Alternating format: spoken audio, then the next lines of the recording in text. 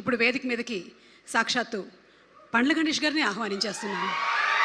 ఎవరు మైకు పట్టుకుంటే స్టేజ్ దద్దరిల్లుతుందో, స్పీకర్లు బ్లాస్ట్ అవుతాయో, స్పీచ్లు బ్లాక్ బస్టర్లు అవుతాయో, the producer come actor come come అని వెల్కమ్ చెప్తూ మనకి స్పీచ్లు చెప్పేటువంటి the sensational, the one and only పండ్ల గణేష్ గారు.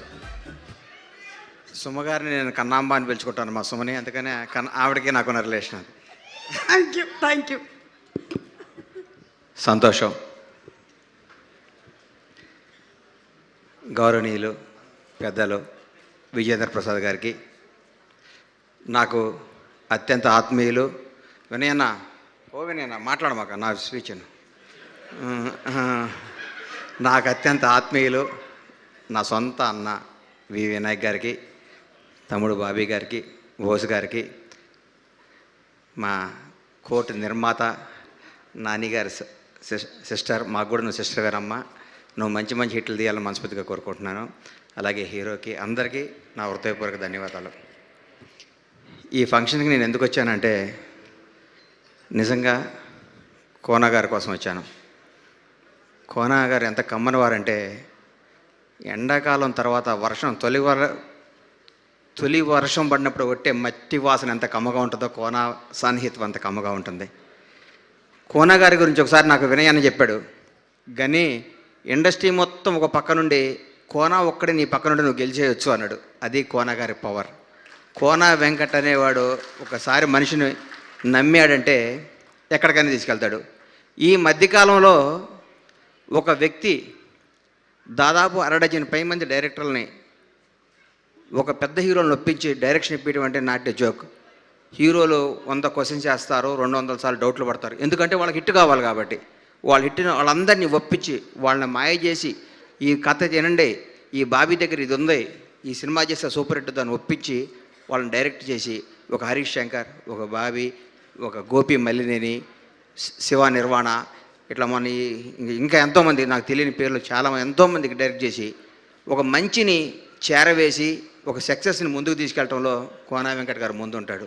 ఈ సినిమా ఎందుకు సూపర్ హిట్ అవ్వాలన్నానంటే, కోన వెంకట్ గారికి నాకు తెలిసి 2-3 చిన్న చిన్న ప్రాపర్టీలు ఉంటే ఈ సినిమా కోసం ఆ ప్రాపర్టీలు అమ్మి కూడా సినిమా తీశాడు. అంటే ఆయనకి సినిమా మీద అంత ప్రేమ. నేనైతే సస్తే చేయను ఆ పని, నా ప్రాణం పైన చేయను. కోన గారు, నా ఆస్తి తాకట్టు పెట్టి నేను సినిమా తీయను. మీరు చేస్తున్నారంటే మీకు సినిమా మీద ఉన్న మక్కువకి నా హృదయపూర్వక ధన్యవాదాలు సార్.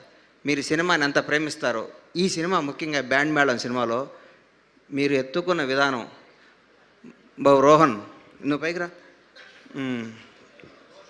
రోషన్ సారీ అమ్మ,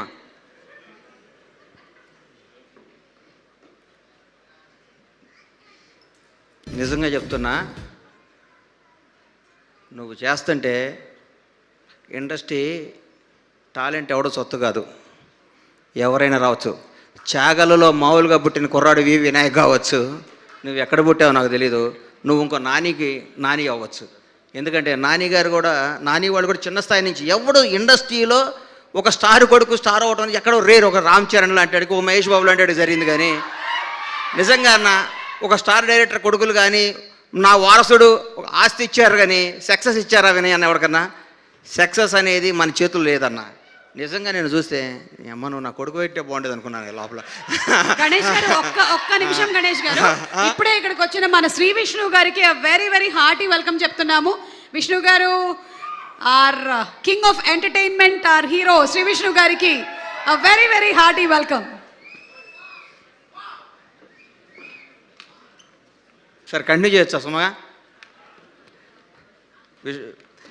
ఈ అబ్బాయి వినేనా, ఈ అబ్బాయి చాలామంది నాకు నిజంగా ముచ్చటేసిందని కుర్ర డ్యాన్స్ చేస్తుంటే. కానీ మీరు కూడా కానీ ఈ అబ్బాయిలో ఫైర్ ఉందన్నారు. మీలాంటి వాళ్ళందరి బ్లెస్సింగ్స్ ఉండి ఈ అబ్బాయి సూపర్ స్టార్ అవ్వాలి. ఈ అబ్బాయి బ్యాక్గ్రౌండ్ ఏంటో ఫ్రంట్ రౌండ్ ఏంటో నాకు తెలియదన్న. ఈ అబ్బాయిని చూస్తే ముచ్చటేసింది. ఈ అబ్బాయి చేసే విధానం కానీ, ఈ అబ్బాయి చూస్తుంటే మా అబ్బాయి కూడా నీలా కావాలని బ్లెచ్చేవా నచ్చేవయ్యాను నాకు. కోన గారు, ఈ సినిమా మీకోసం సూపర్ హిట్ అవుద్ది, మీ మంచితనం కోసం సూపర్ హిట్ అవుద్ది.